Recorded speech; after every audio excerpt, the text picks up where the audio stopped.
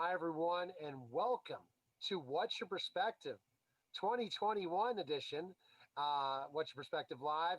Make sure you go to lensec.com/live to catch up with all the great live episodes of the show and all the episodes that we've done so far. I'm excited to welcome to the program my co-host, Keith Harris, Director of Marketing and Communications for LENSEC. How are you, Keith? I'm doing great. I've got exciting news. This episode is our 40th episode of What's Your Perspective? Oh, it's fantastic. And our guest today, I'm excited because when you think about security and you think about the places where we go to see live events, I think it's one of the most important places because once 9/11 happened, we were all fearful of big crowds and stuff. So I'm excited to welcome to the program Lou Marciani. He is the director of the Innovation Institute for Fan Experience. Lou, thanks for stopping by. What's your perspective? How are you? Well, very good. Neil, I didn't know about the 40th show. This is fantastic. I'm so honored to be that 40th, but I'm glad to be here and Keith, you too, and looking forward to the conversation. Absolutely. I'm excited you're here for a new year. I mean, what a great way to kick off the year. Yeah, great way. It's I couldn't wait until the New Year's Eve this year, folks. It was one of those years, that we had to go through, and have gone through it as best we can. We've learned a lot, but I think we're all ready to move on. So let's kind of jump into your background in security before we get into talking about the fan experience. Tell us a little bit about your background in security. Well, I spent my career, and still am, in sports management. So I started out, in athletics, been athletic director at several different universities, worked for the United States Olympic Committee as the executive director of two NGBs, national governing bodies. My career changed a little bit in 2004. I went into academia full time at the University of Southern Mississippi to be the director of the School of Human Performance and Recreation. And, you have to get tenure. So the faculty said, well, you know a lot about stadiums and arenas, and, why don't you look at your research mechanism going in that direction? So I said that was a good idea. So one thing led to another. I was post 9/11. There's a need to look at security for colleges and stadiums, etc. Got started, had a outstanding career there for 15 years, directing the National Center for Spectator Sports Safety and Security, and then left in April, retired from the university, got my pension, etc. But that was, the day almost when this pandemic kind of got started. So by the time I got home that afternoon, the phone was ringing, said, "Where are you, Lou?" So my life continued that next day into this whole COVID-19 in relation to safety, security, health, safety, etc. So that's what happened along the way here. But a great career. Very fortunate. You saw a lot of changes, especially in the new millennium, so to speak, 2004 up to today. Boy, We've just seen a lot of changes across the board, not only in security technology, but also in what universities and colleges and public venues are dealing with on a day-to-day basis. Well, it's changed a lot. Let me say this. I think the modern day of security began after 9/11. I think you'll all agree. And, stadiums changed, the way we travel changed. And so I was on the forefront of all of that. We did a lot of training of people, a lot of technology. We implemented a lot of new technologies. But you know what? I think of COVID-19 in a similar way. Our life is changed, you know that. The way we're going to travel. What about credentialing? Health safety credentialing, for instance, a new layer of security that'll be health related. So I think what we're going to experience is a new norm, a little different, but maybe safer, and the expectation of the spectator or the fan is changing too, right? They're Mhm. going to expect a lot more of us as we get back to the norm, Yeah, this is almost like a watershed event with COVID-19 happening for the fan experience as much as 9/11 would have been for the change in security and very, Keith, very, very similar. But it's a time for change, and we're as a profession, we're looking at July, through September, kind of bringing fans back into the environment. So now we're in this mode of planning, and that planning is going to require a lot of changes. Skill sets of people, workforce is going to change, right? Technology is going to change, policies are going to change, procedures are going to change. So it's exciting to be on the forefront of two major disruptions in our society. And I think we learned a lot. Those of us that were with 9/11 automatically can gear up for this one because we know we've been through this before in a way. It's interesting when you talk about this, and then we're going to get to the Innovation Institute for Fan Experience. What do you now talk about the security of a stadium and an arena in the time before COVID-19? Just the how much is involved when they go to an event, so people can understand that more. Well,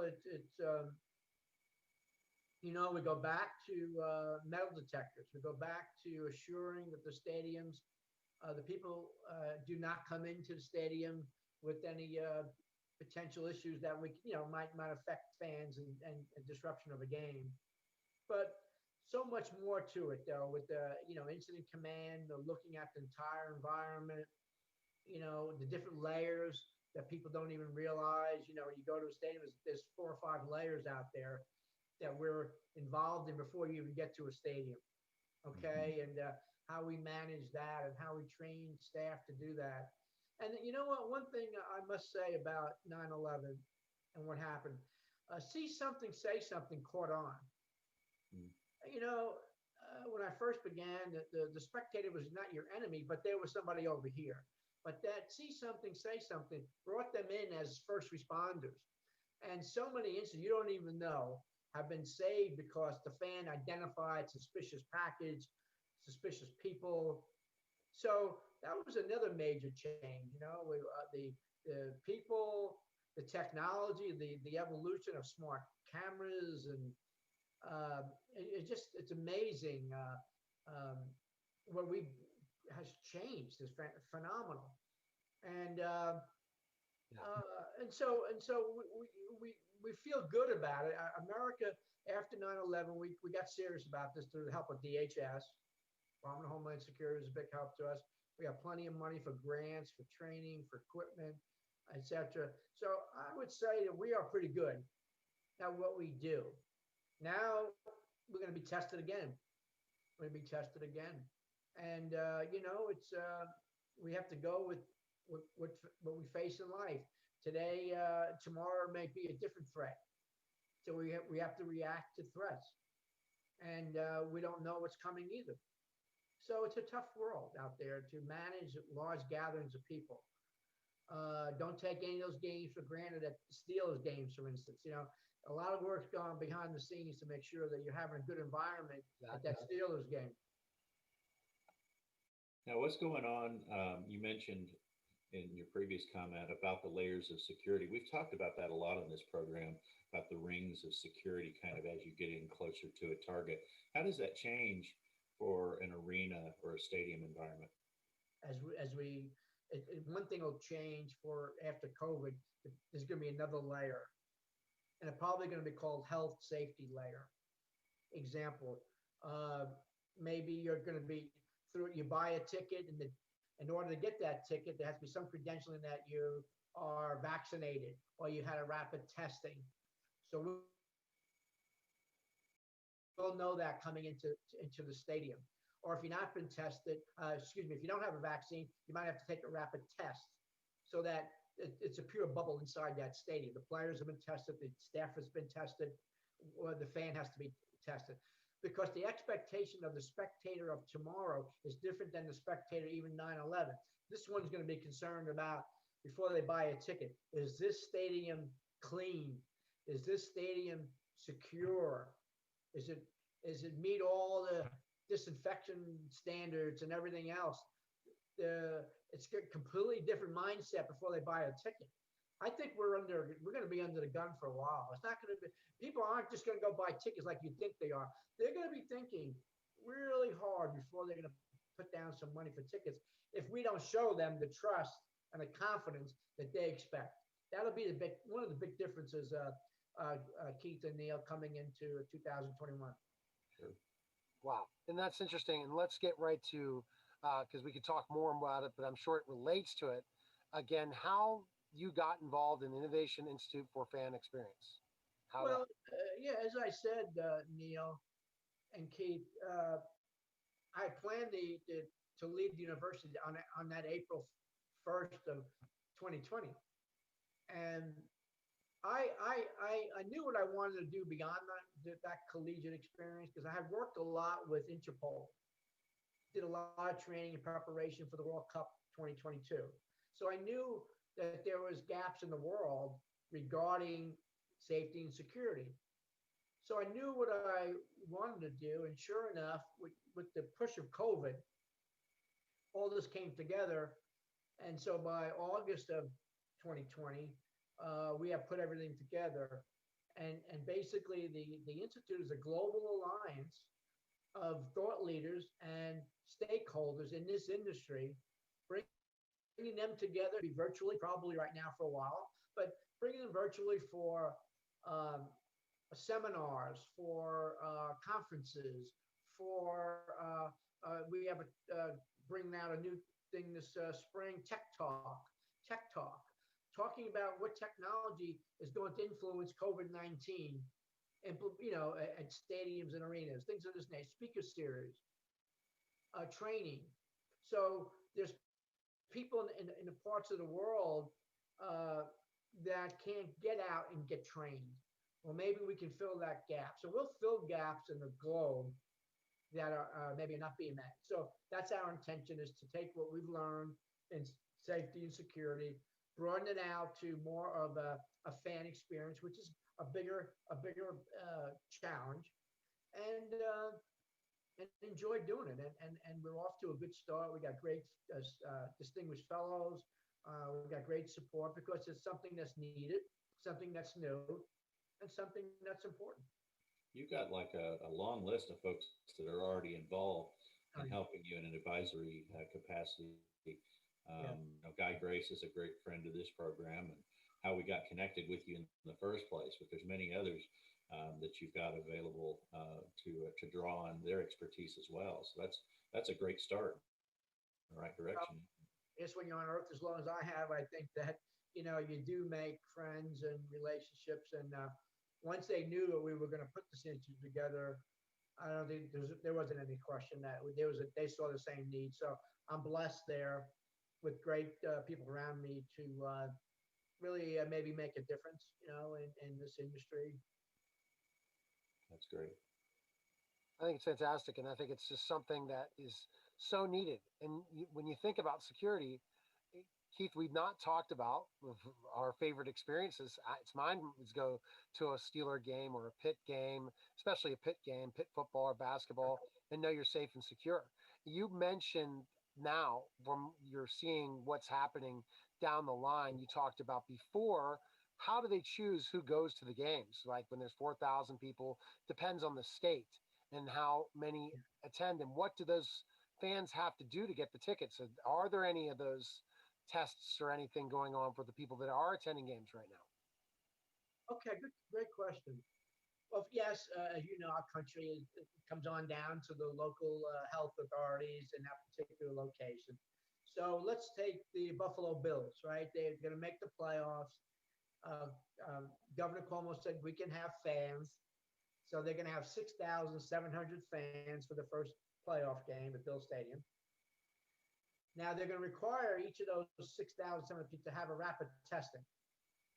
They're going to have to be tested, and then go to a certain location. They said, a couple of days, within 48 hours of the game. The fans are going to pay for the testing. is $67.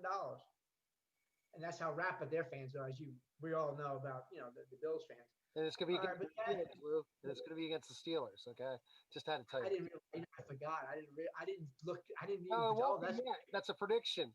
I better have not said that. The Yeah, yeah. Browns I and hope so. I hope so if too. you win, it'll be against the Bills. Yeah. That's going to be a great game. No, that would be a real good game. So, who chooses that 6,700 fans? Well, each franchise is doing it differently, but most of it is obviously putting the names in a hat and then kind of a random picking of how do you choose. It's by luck, literally. All right, starting with the higher donors get a higher chance, right? Inside that framework of the season ticket holders, and then they choose, and these particular fans go to this first game. Maybe they'll have a different batch for a second game, etc. It varies. Yeah. How does that trickle down from a big game like the playoff games all the way down to like your high school sports events? Well, there's a big difference between the two, right? Yeah. So like the high schools, most of our high schools are doing. You can bring up to 2 people per athlete to go to the gym for the basketball game. That's what I actually have to call my daughter tomorrow. Her son is playing Friday. Well, I don't know what the rules are. That's facility. Maybe grandparents can't come. You know what I'm saying? I don't know that, but it's pretty tight in high school. They're doing well if they're playing. If they're playing, that's another issue. Not just spectators, but some states are stronger than others and holding back on indoor competition, especially California, for instance, and other states have really made it hard on us. Youth sports have been really curtailed, and that's a shame. I'm not in favor of that. Especially the outdoor thing like soccer and softball and baseball. It's outdoors, but again, each state's different. Each regulation is different. It's been so erratic in this country over the last 7-8 months. Well, People don't even know what's coming forward. yeah, Lou, some of the things that you see, obviously, some of the guidelines are put in place by the organizations, like whether it be a school district or a sports team. They're putting guidelines into place to help protect the fans. But what can the fan do themselves to make sure they're protected? Obviously, they're going to take a different approach, because if somebody's got really lax guidelines, they may want to step up their game a little bit. What do you recommend? I agree with you. I'm buying into masks. I mean, I think everybody's requiring masks. I think some type of testing eventually, so that I look at a stadium as a bubble. I want to make sure that I go to Yankee Stadium or USM game here or whatever, that we've done everything we can as administrator and fans, that I'm going to enjoy myself and not worry about the person next to me maybe being sick. He's been tested. So mask, obviously is important. If you don't feel well, you need not to think about going to the game. Those types of things that obviously we're not going to shake hands anymore. We are the thing you do worry about, especially indoors, screaming. I think indoor outdoor is two different things. I'm not a doctor, but I think outdoor, given what we see in research, right, follow the regulations that you said, Keith. We do our job on our side. I think it's pretty good. We're in good shape. Yeah, the indoor is an interesting thing, especially with the announcement the NCAA has made for March Madness. Yeah. We want to have another March Madness, but from what I'm hearing, it's a lot different, right? What's happening there? Well, they want to put a bubble together. Hmm. The hotels are connected to the arena there. It's a perfect place to have this to occur, because I'm very familiar with Indianapolis, lived there for 3 years, but you can kind of control that environment as best you can with the bubble and rapid testing. I think we'll be okay. I really do. And just to clarify, some people may or may not have heard the term bubble. You're talking about going into a controlled environment and remaining there until after the event is over. No in and out, no back and forth, right? If you do go in and out, you have to be retested or re-examined. So it was different in Disney. There were stuck in one location, right? They're all under, but they're still different venues. And then, How to walk from hotels to, right? So you just manage that, but it's the closest you can get to this thing called bubble, but it's, put it this way, it's defined as controlled environment. okay. All right, so let's jump back into the Innovation Institute for Fan Experience. So are you the founder of this organization? Yeah. You are. So Well, that yeah. process of putting it together, what's your ultimate goal for this? Well, it's to really be, a global authority, a global alliance of, as I said earlier, thought leaders and subject matter experts that come in and share and learn and educate, and get better at our jobs as a person first, and then your organization, and mainly sharing. One of the nicest things so far I've experienced is that people in the United States that run major venues, they want to learn from other people.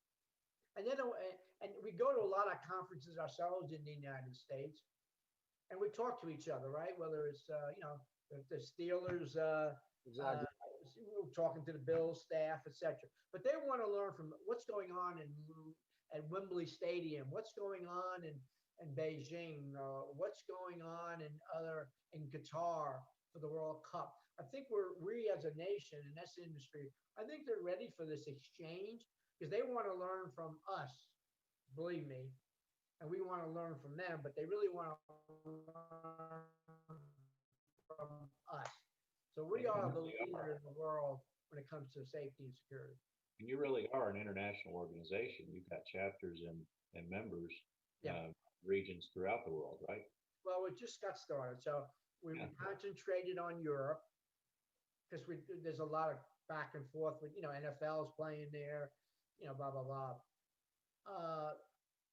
I think in the next 5 years, I think you'll see, truly chapters, call it what you want, Keith, throughout the world in the 5 continents, 5, 6, 10 years, so that we all can connect.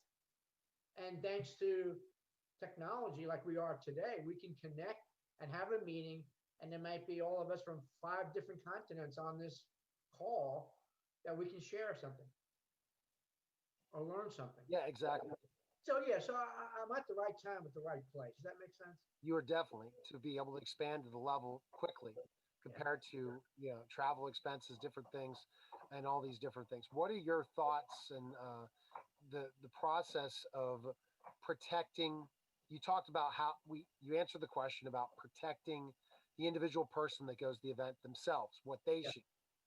What is the job of an arena or a stadium to protect the fans? That's what we want to know. Even with COVID, you talked about COVID being another layer, but we'd like to kind of hear the whole process of protection from beginning to end, how it's done.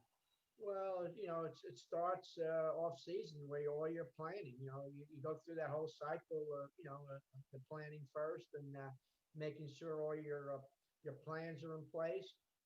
We practice those plans. We train the people for those plans. Way before I keep using the Steelers today, Neil, because your location and you're a fan of the Steelers, but behind the scenes, 6 months before the season, we're working on planning, right? And it's all about risk. It's mitigating risk is really the name of the game. What can we do at that stadium to reduce risk, and so that you have reduced risk and enhanced response in case we need response. So it's a matter of the Steelers working with all the local agencies in Pittsburgh. You got the fire, you got law enforcement, you got emergency management, you got utility company, everybody coming together, getting engaged with the Steelers organization to make sure that Sunday afternoon is tight. So you got all of that for behind the scenes, right? And then you got to look at, to mitigate risk, what are some of the technologies, for instance, that we can use next season that might enhance to reduce some of our gaps that we have. And when you do your risk, you're always going to come up with a list of gaps. So we try every year at the organization to reduce those gaps. And that's usually technology in a lot of cases, you know? And so we're looking at the newest technologies. Maybe we're looking at better camera system, for instance, all right, to capture more. Maybe we're looking at wait time for, and in our command center, look at the way people flow in the stadiums now. You know, you got the entry, you got the pedestrian traffic, and you got the post. Maybe we want to look at ways to help the fan identify, for instance, what restrooms are available, concession stands, and things of this nature. Trying to improve, so they have a good experience. They're safe, they're secure, and then go home and say, I had a good experience today, but they don't even know what we did, kind of thing, you know? So we look at that aspect of it. Training is very important, both of you. Train. If you don't train and you don't get in that mode, when something happens at the Steelers game, we're not going to react as quickly as we should because we haven't trained. Evacuation training, for instance, and, you know, de-escalation goes on and on. So a lot of training as well. And from there, I mean, we're really get the right personnel. You got recruitment, you got training, you got evaluations of staff, you got policies, procedures, everything coming together so that when we open up the season, you know, that's why we also like preseason games too, right?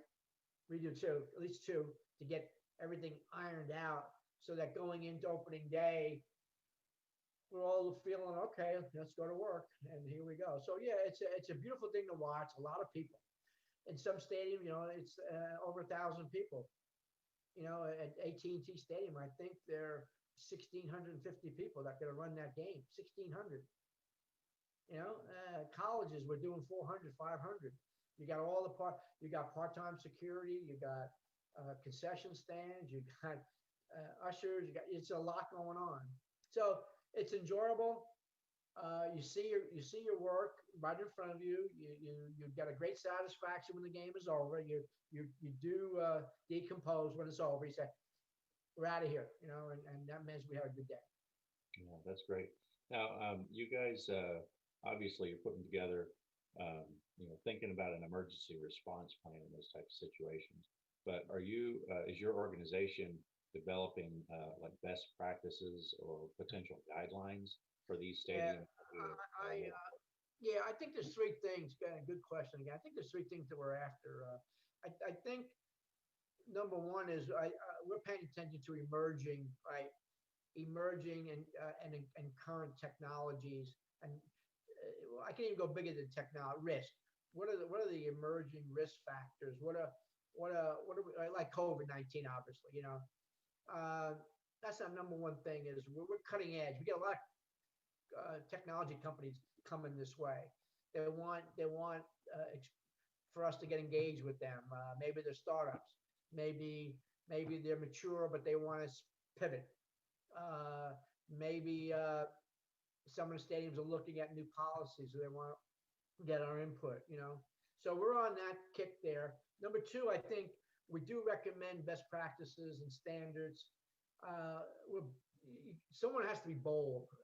I think universities and institutes, we have that license or prerogative to do that, you know, to push an industry. Right. I know for 15 years we pushed at the National Center. We did push the envelope, and that in academia you can do that, you know, and that's part of what we do. And I think, I think bringing in those subject matter experts and leaders is another objective of the institute. So bringing those people together, right, looking at risk and looking at standards is probably who we are. That's fabulous. That's great stuff. But how can people like ourselves that are listening or watching this podcast / radio show / TV can get involved? Is there ways to be involved in this? So especially if they're in the security industry, to be part of this? Yeah, I want to bring this up. And maybe the fact that we're together, this could happen. I think the Institute should have a cadre of fans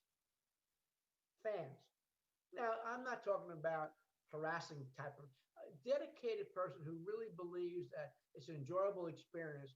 We need them inside the institute to work with. No other organization brings that entity into an environment. I'd like to see 25 to 30 true fans in different sports be part of the institute. Why do I want fans in the institute? I want fans in the institute so we can talk to our customer. I want fans in the institute so we can do research. I want fans to be in the institute so that they can be available to people in the industry, right, who need answers from the fans. So maybe through the fact that we're all three of us are here together and people are seeing this, that if a fan is really interested, really wants to make their experience better for them, not just themselves, but for the future, all they have to do is Marciani at IIFX.org. Marciani at IIFX.org. And I'd be glad, I'll get right back to them and try to recruit a good cadre of fans. So that's some of the things that we can do. The other thing is certainly professionals who have an opportunity to see this bucket, just, plug into IIFX.org and look through the website and give me a holler, and love to get them engaged. We have quite a few people that are engaged. We'd like more. So you want to connect with fans, you want to connect with security industry professionals, Yes. you want to connect with stadium and facility specialists who know the stadiums and arenas. You want to connect with education folks that are also dealing with the same type of issues, and that's your customer base, Yeah, right? I think you nailed it. I think it's our customers, and the guest services person is important to me today. The ticket people are important. The marketing people are important. Operations is important. Security is important. Safety is important. So yeah, I'm really enjoying that, and I think that's really what the team is anyway. When I was dealing with the national center, my focus every day was very important, and that's security. That was security because that's the aftermath of 9/11. Now this new institute broadens itself out into a culture that's really the real team that's going to put the game on, that Steelers game on. Yeah. Wow, I think this is a great experience to have you on. And Keith always does a great job of summarizing our guests. So summarize our guest, Keith. Yeah, so Lou, thanks for being with us today, and thanks for telling us more about this institute, the Innovation Institute for the Fan Experience. Um, Obviously somebody needs to be out there rooting and advocating for the fan, and I think your organization is doing that. Shout out to Guy Grace, our good friend here, and I know that he's a great help to you guys in putting together some wonderful plans for going forward, because he's a smart guy. He knows security, that's for sure. And we appreciate you being on and sharing with us a little bit more about your initiative there. Yeah. And wish you the best of the luck going forward. And let us know if we can help you in any way going forward as well. We want to be here to support and assist you. First of all, thank both of you. I'm so honored to be on the 40th. All right. But I would say, it's January today, right? January 5th. How about let's make a date here, about July 5th, right after the holidays, because we'll see where the industry is at that point. There'll be a change by then. But it'd be interesting to follow up on this conversation to see this whole. Well, that's that. Yeah. We've already got you on the calendar.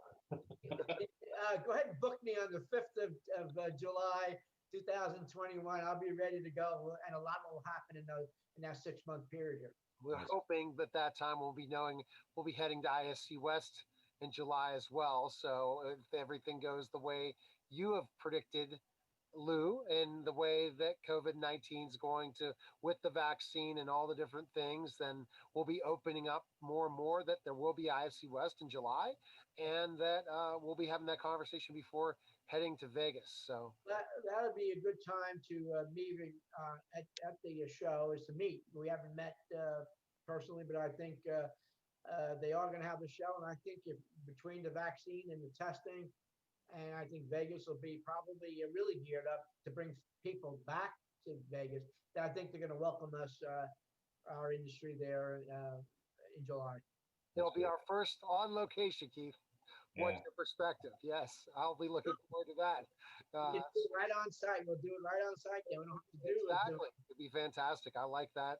And then finally seeing people and stuff. Is there social media platforms we can follow you on as well? Do you have any social? Yeah, what are your platforms? You're on, mainly, we've been heavily more engaged with LinkedIn. Okay. You know, that's a prominent one right now. Okay, perfect. Connected with you there. Yeah. Well, All right. Listen, what can I say? Thank you so much for having me. It's been a pleasure, and good luck to both of you too. all right. All right. Thanks again for tuning in, guys. Go to lensec.com/live to catch up with all the live episodes and like and share our page and keep getting it out there. And thanks for stopping by. What's your perspective? Take care, guys.